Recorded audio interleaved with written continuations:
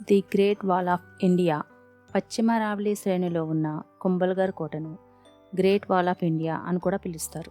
ఎందుకంటే ఈ కోట great wall of China తర్వాత ప్రపంచంలో రెండవ పొడవైన గోడను కలిగి ఉంది.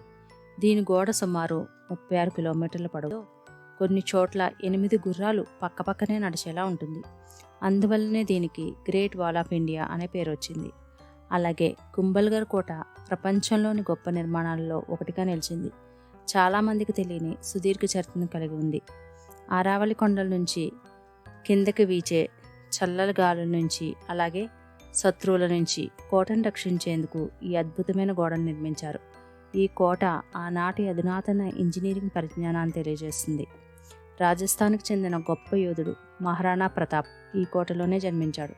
1540లో జన్మించిన మహారాణా ప్రతాప్ ధైర్య సాహసాలకు సంకల్పానికి మారిపేరు.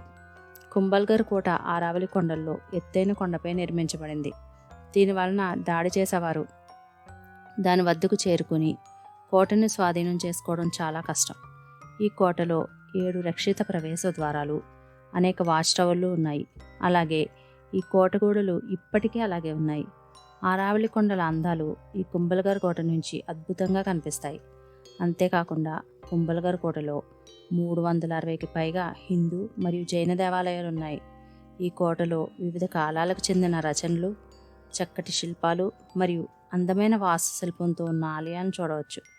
ఈ దేవాలయాలను సందర్శించడం వల్ల అప్పటి వారి ఆధ్యాత్మిక జీవితం అలాగే మత ఆచారాల గురించి తెలుస్తుంది. కుంభల్గర్ కోట ఆధ్యాత్మికత, చరిత్ర కలిసే ప్రదేశం. కుంభల్గర్ కోటను 2013లో యునెస్కో ప్రపంచ వారసత్వ ప్రదేశంగా ప్రకటించింది.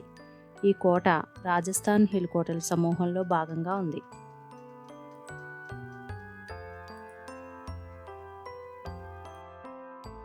Thank you for watching.